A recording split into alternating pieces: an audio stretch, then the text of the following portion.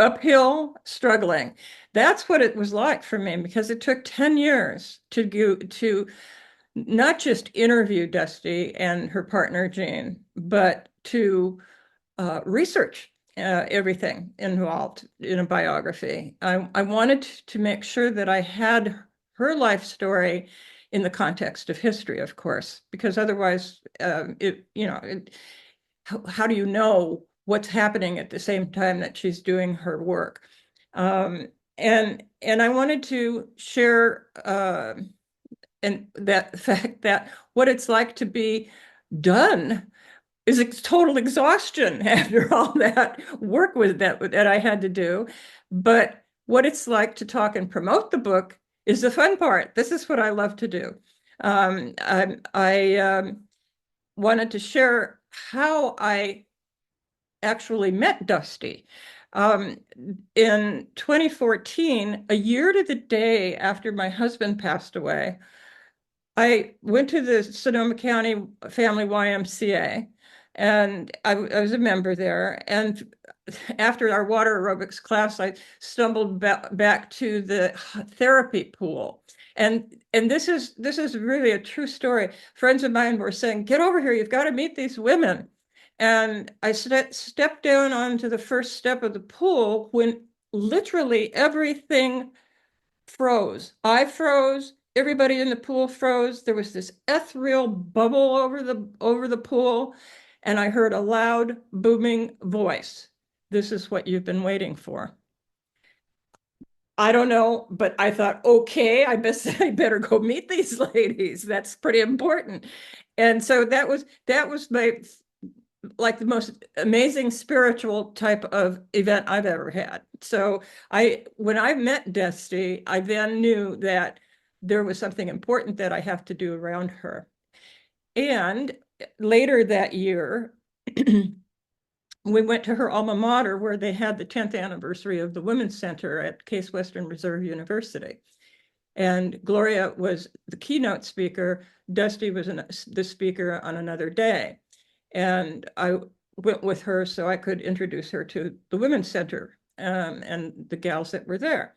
So during the fundraising event, Gloria was in that library, as you can see in the background, and she asked for Dusty and Jean and I to come first to her because that's what fundraisers do. She takes her picture with everybody that's there.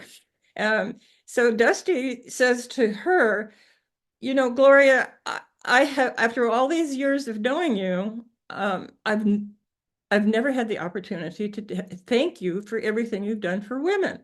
And she turns around to Dusty and says, "Oh, no, Dusty, you're the one I should be thanking. You're the one who started it all." And so that's when I knew I had a story. That led me to do even more research and that's what kept me persistent after all these years. Um, and one of the things that I discovered in my research that I thought I'd share, you'll probably all relate to some of this, what women couldn't do back in the 1950s and 60s. Well, they couldn't obtain a bank account without having a male cosigner. We couldn't get a checking account without a male cosigner. They couldn't even obtain a credit card. Credit cards weren't around until a little later on. They also couldn't get a loan without a male cosigner. And the checking account really stood out for me because Dusty was a cash and carry. And I think that was because they couldn't have a checking account. And I know, knowing Dusty, I'm sure she was not going to ask another male to sign for her. So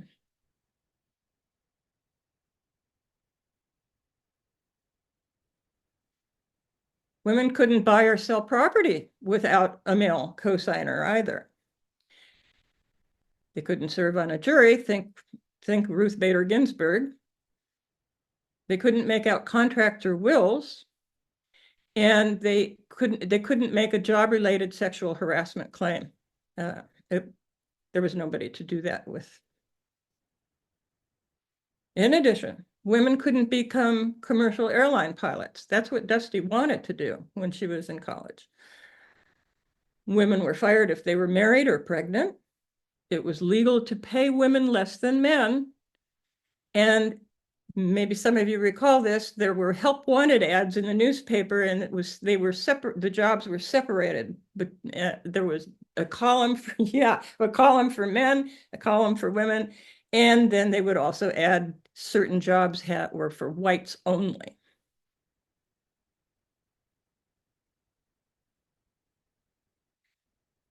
How did Dusty become persistent herself? She had nothing but tenacity over all the years in trying to get things accomplished for her stewardess colleagues. And a friend described her as a commando infiltrating behind enemy lines rather than a general leading the charge, sort of like being somebody in special forces.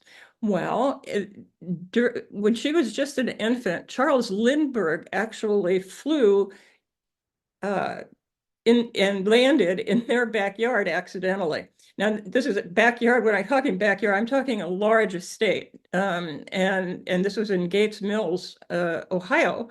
And that's like the Beverly Hills of Ohio.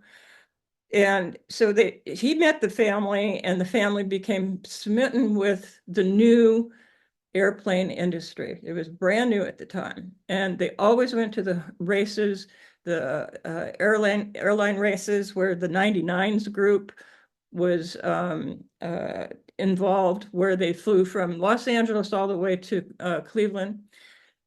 She was always active as a sorority president, other clubs as well. Her mom gave her Robert's rules of uh, uh, to of of to have her know how to run a meeting. And then she was a Christian Science advocate. Mary Baker Eddy and her was, of course, a suffragette, and she included equal status in the church, men and women. So she grew up not even knowing that she couldn't do certain things, like the list that I just read. She was enamored during World War II with the women Air Force service pilots, and they were disbanded just before the World War II ended. And even those pilots were unable to get a job as a commercial airline pilot. And that's what Dusty wanted to be. That's what a lot of these other pilots wanted to do as well, but they could not. All they could be were hostesses, shall we say. So she was just shocked when her her PE teacher got married and gave the announcement, or was engaged, gave the announcement they were going to get married and that she was going to be fired for marrying. Well, that just shocked all the girls that were there. And then when she gets to college, she wanted to become a cheerleader because her brother was also there and on the football team. But she couldn't be a cheerleader. They didn't allow that at the school that she was in. At the time, Case Western Reserve University was split into men's schools and women's schools. And so this was her first attempting to turn around a rule that she didn't like.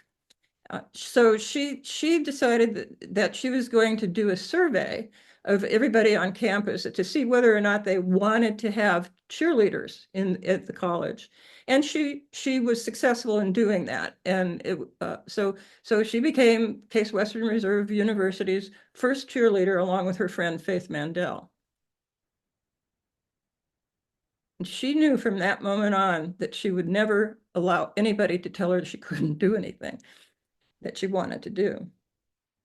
So I'm leaping towards the stewardess graduation picture here. If you could, I don't know if you can see my pointer, but Dusty is in the top row, 7N. And that's the whole thing is they all had to look alike. And this was almost like military uniforms, but she was a really fun person to be with at the stewardess school. She would get them to sing songs. She got them to include exercising, which they weren't doing. And she became known as Miss Stamina for her graduating class. Oops. This is the interior of a DC-6, and I'm showing this picture because I wanted you to see what Dusty looked like in her stewardess uniform. And this was and to see how small the galley was. This is it. This was all it was. And this is her roommate and friend, Nina Homolo. They flew together quite a number of times together. And here we have the operations room. If you look behind in the mirror behind this woman, these are all the mail slots in operations where they would get their mail and announcements. But this is an opportunity to see, do you meet all the appearance standards? And they had to have their hat straight, makeup had to be fresh, hair length right, had to be above the chin. The blouse had to be pressed. The insignia had to be on perfectly. The uniform had to be cleaned and pressed. The slip had better not be showing. And I'm having a little hard time seeing this. And the hose, remember the hose at the time that were with seams, and they also had to wear a girdle, by the way. And the shoes had to be shined. Again, that's almost military-like, but that was the same thing for the pilots as well. They had to have their uniforms just perfect. They didn't want their slip showing, and they had to bend over without showing anything. This is just before graduation, getting ready and prepped for that. But here's what I really wanted to talk about. They were weighed in public, and they had girdle checks in public in the operations room where the pilots and everybody could hear everything. Dusty was 5'8", and the weight range was 125 to 135. This weight table was from Braniff, but it was the same for American Airlines. And what happened is they couldn't maintain the top level weight. They would be put on probation, told to be on a diet, and if they didn't lose the weight within 2 months, they could be fired.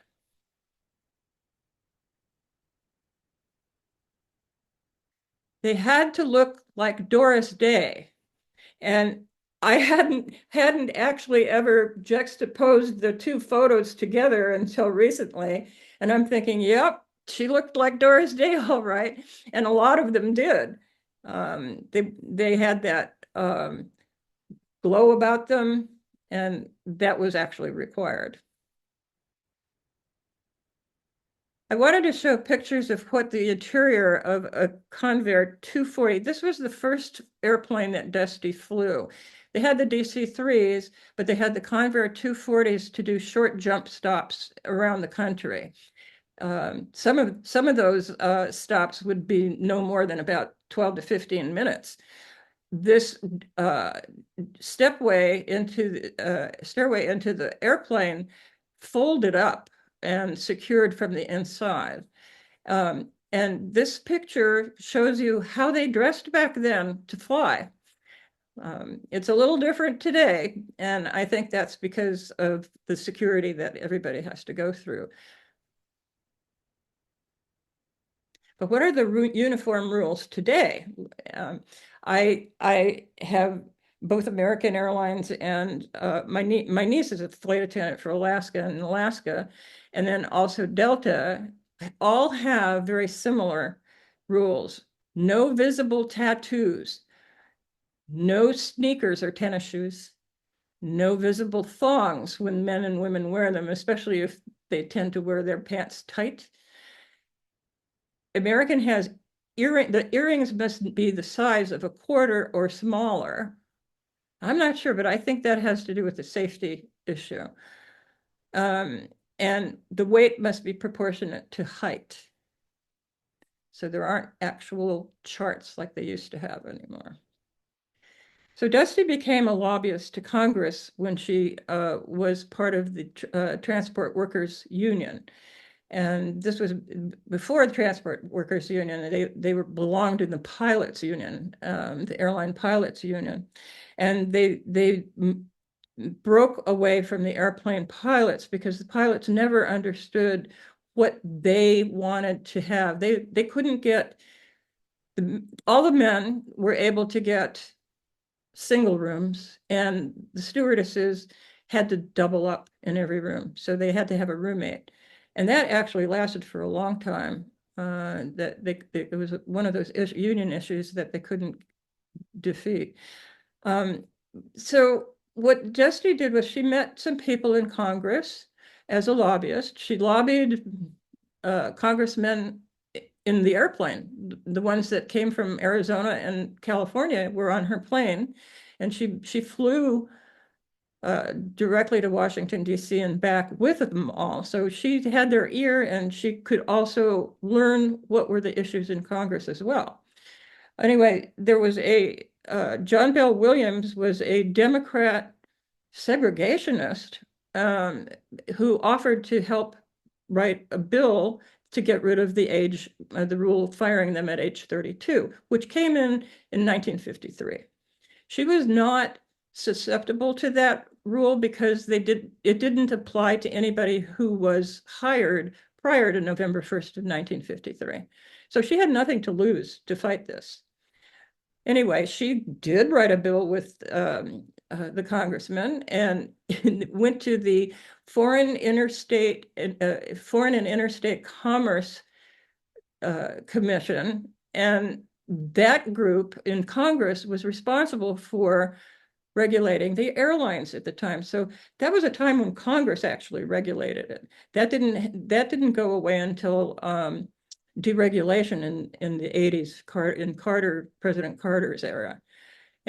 So he brought this bill in, and the men just started saying, "What? Fired at age 32?" They started calling it the old broads bill, and they didn't even bother to question Dusty. They just laughed about it. And when I talked to her about it, I realized that, no matter what, ridicule, is if that happens, ridicule is never accidental. It's always on purpose, isn't it? So gender discrimination was, she realized that, no, I'm not fighting just American Airlines management anymore. I'm fighting national gender discrimination. So she decided to do something more dramatic.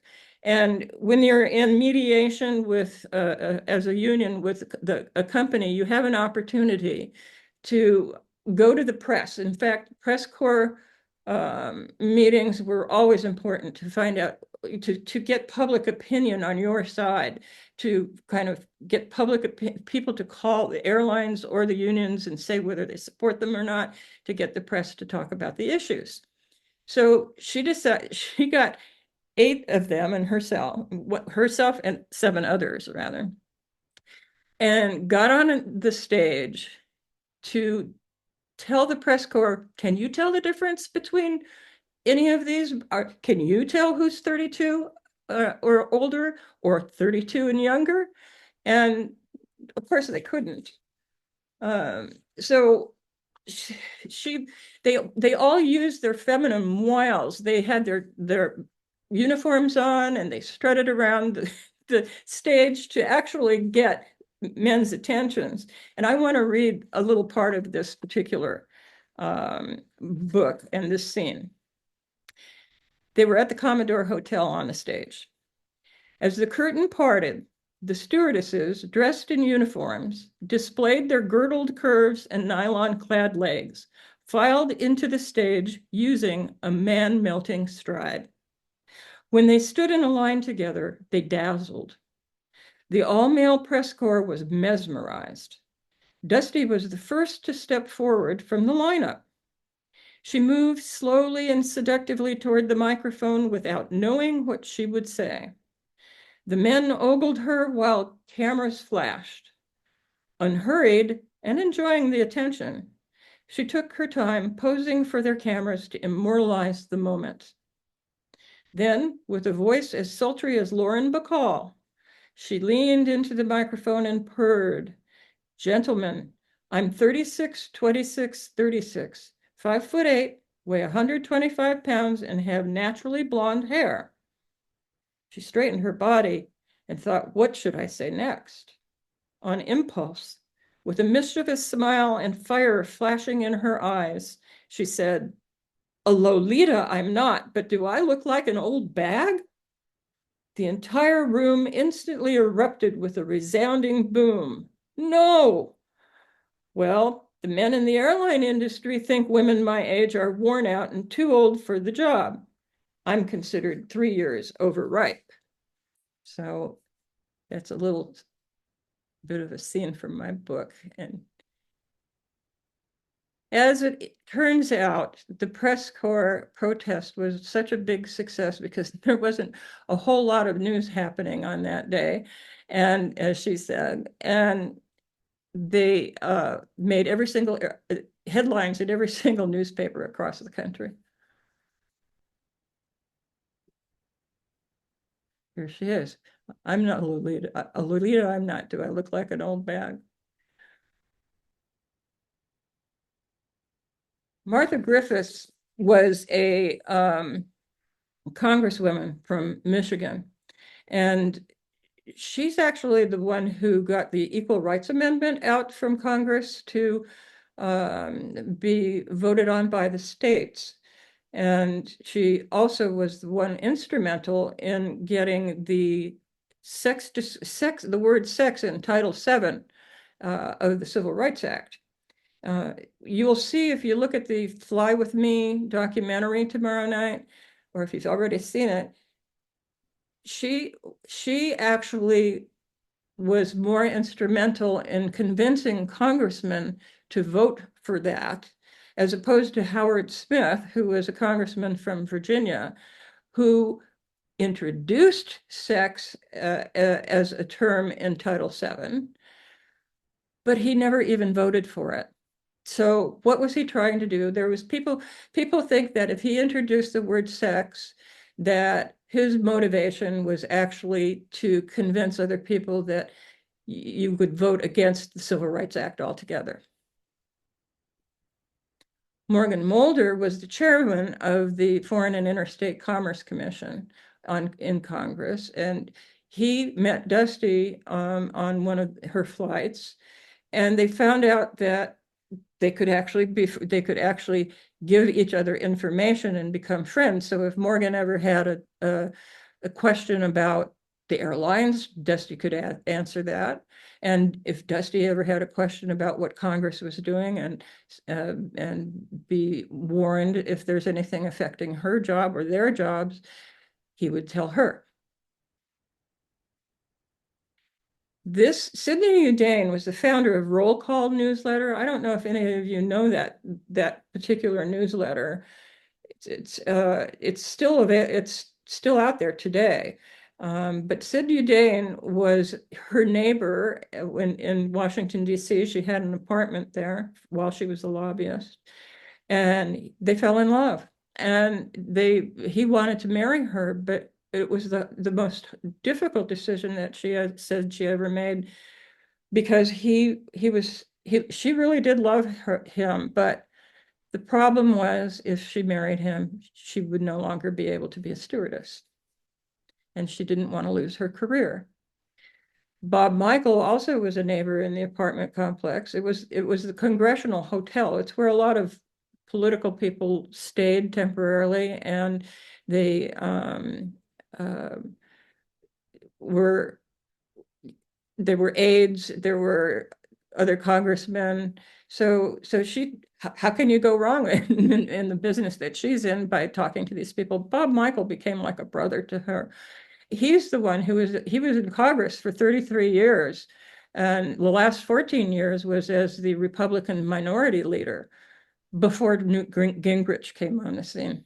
So he's known very much so as one of the last of the good ones.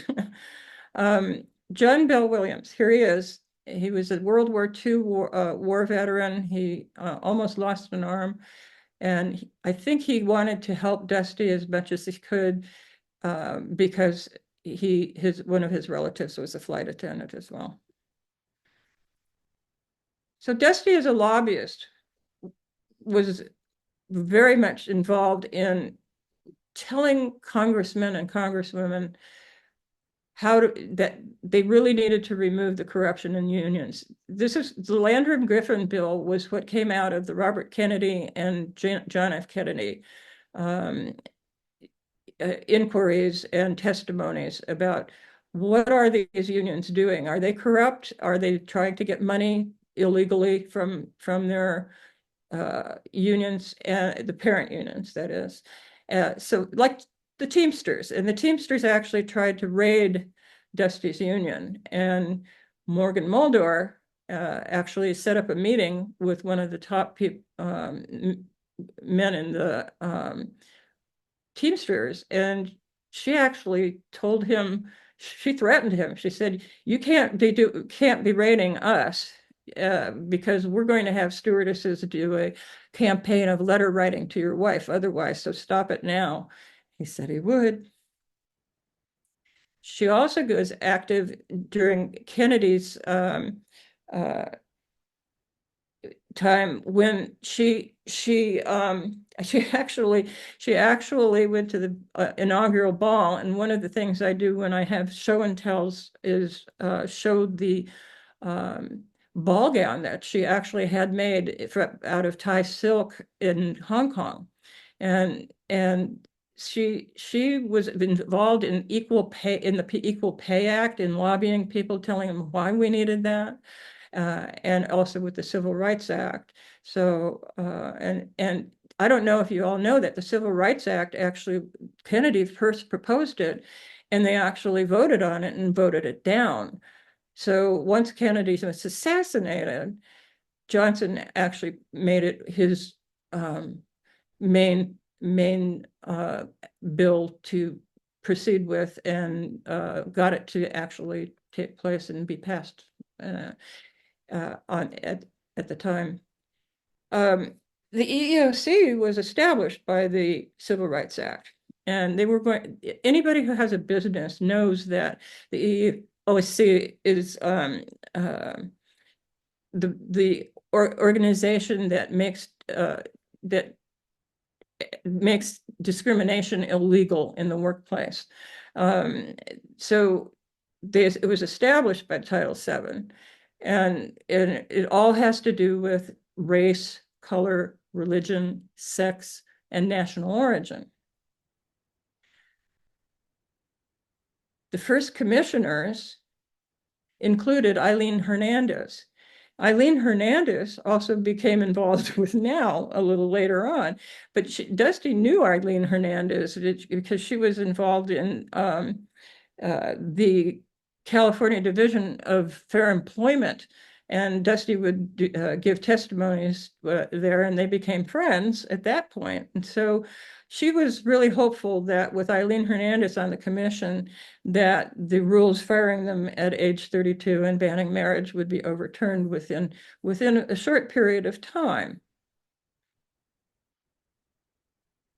Sonia Pressman Fuentes, it was also with the EEOC as legal counsel.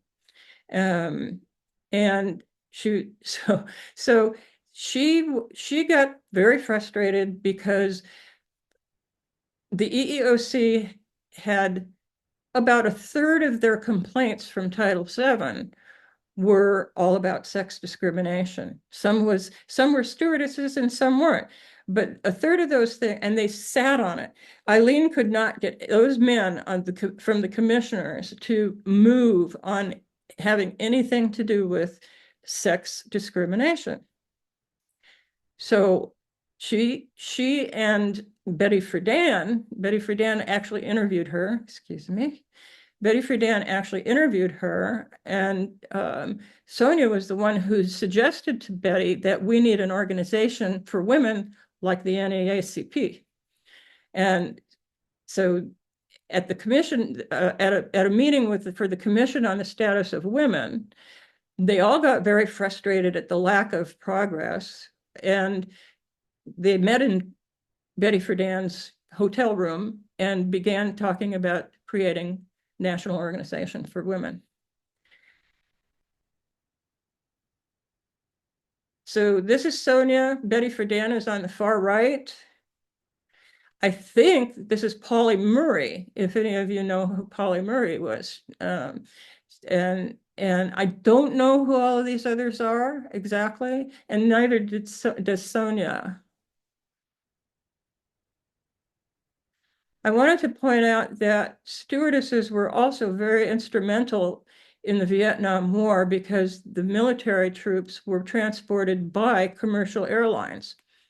And American Airlines had the senior stewardesses fly those flights. And to Dusty and Jean, who also did that, Jean was her partner, ended up getting married to Jean later on in life. They flew these flights and they wanted it was hard for Dusty. She cried every single time she would talk about ferrying them over there and back because it was really tough for them to see all these men go over and some not come back. But the stewardesses never got the recognition that they deserved for doing that because it was dangerous duty.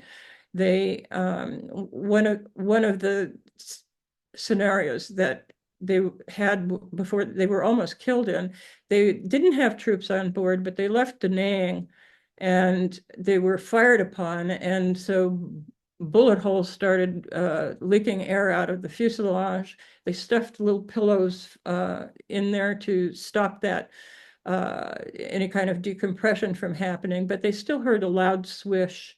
And when they figured that, oh, well, some bullets must have hit the emergency chute.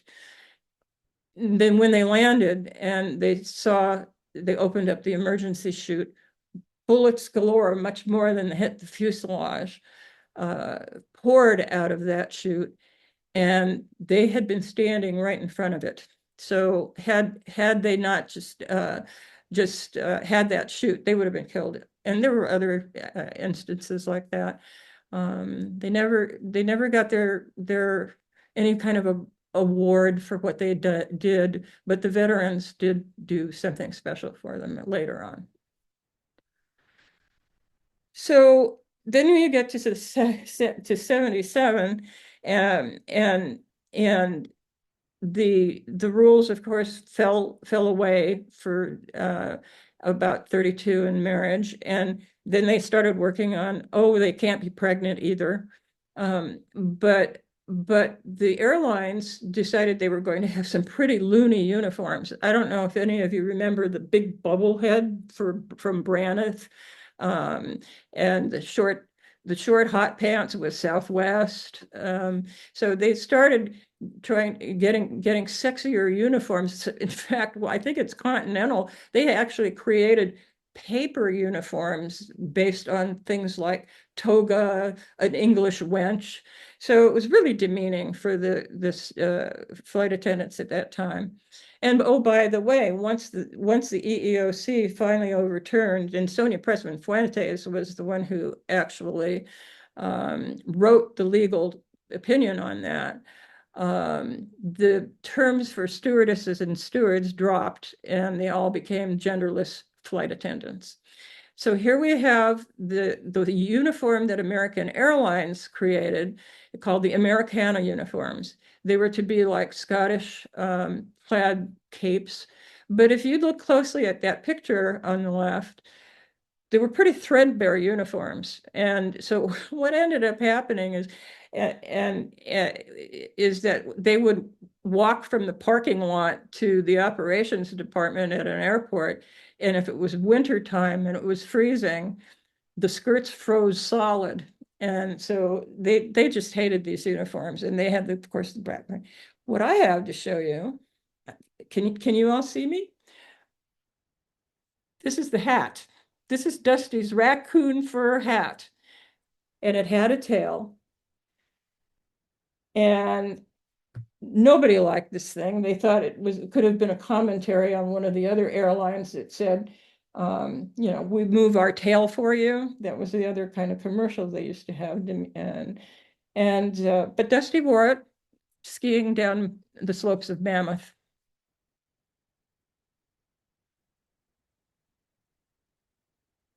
She was also instrumental in creating the current union. And they left the Transport Workers Union because the men were not understanding what they really wanted. And so they decided that they had to go independent of TWU. And they wanted to have their own union. And so Dusty was the one who recommended it based on the fact that she had already had left the pilots union and knew what was involved. And that's quite a process, and because they all have to vote on it. And there was some contention in doing this, but the current Association for Professional Flight Attendants is that union now. And then she became a mentor. In 1993, they decided to strike, and they were striking for primarily benefits and wages. Dusty was coming from Honolulu to Los Angeles and then going home to San Francisco. She's actually lived in Santa Rosa, and she saw that sign outside the women's restroom and grabbed it and went out with that and threw it over her shoulders and was moral support while they were striking. And the t-shirt, the woman on the right, the red t-shirt that she's wearing, was designed and made by Dusty. And it says SWAT, see, we're all together, and team. They're a teamwork. So at this point, Dusty retired and went on a speaking circuit. And at 90, there she is, her 95th birthday. That's the last picture ever taken. I took that picture of Destiny. So one of the things that I wanted to emphasize on this is the importance of not just Dusty, but a lot of other stewardesses as well. And Eileen Hernandez, who then became now as vice president, and she left the EEOC because they weren't doing anything about the sex discrimination cases. And so she became vice president and then later president. And then Sonia Pressman Fuentes. Now, Sonia knew about Dusty filing the first complaint in the country with the EEOC on behalf of her partner, Jean, but she didn't know Dusty or Jean. And later on, actually in Christmas Day of 2022, I had a Zoom meeting with Sonia and introduced them because I thought, oh my gosh, it's like 6 degrees of separation. They knew of each other in parallel, but they never had a chance to meet one another. And they finally did. And they were really thrilled to meet one another and talk about what they all did. So I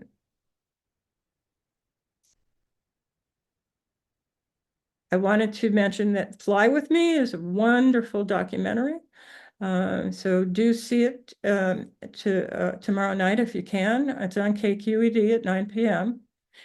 And I wanted to say that I was really glad that I had a chance to come here today, but and let you know that when my book first came out, it was #1 in hot new releases and in feminist theory and social activist biography. And I was absolutely thrilled about that. And now it's #1 in feminist theory and social activist biography in the UK and Canada. So I'm really excited about its reception. I am going to have an audiobook come out in April, and I actually recorded it. It's kind of why my voice is a little scratchy these days, because it took 2 months. And so I wanted to also so please, if you'd like to get the audiobook, it will be out in April. Please feel free to buy that. And let me know what you think. And I also wanted to mention one fact I didn't mention before was that the EEOC today is a much different organization because they actually do file legal cases. They weren't allowed to file actual legal cases when they were first created. In 2024, the EEOC had 88,000 discrimination complaints come in.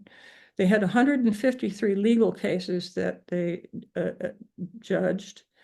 And there were, at the end of 2024, 53,000 cases of discrimination remaining that never got any attention. So Trump has fired 3 of the commissioners, and you have to have a majority of commissioners at the EEOC to be able to do anything right now. So it doesn't, it looks bleak to me. And I called Sonia. She's currently in memory care right now in Sarasota, Florida. And I called her and I said, but she sounded really good. I said, what do you think about what's happening with the EEOC now? And she said, well, what do you think? And I said, well, I think you're probably aghast at the fact that they are not able to have the commissions, and it probably reminds you of when there were so many delays in the cases when the EEOC first started getting the sex discrimination complaints in. And she said, exactly. She is furious and saddened by the whole thing. So anyway, I'm more than happy to take your questions at this point, and I can stop sharing.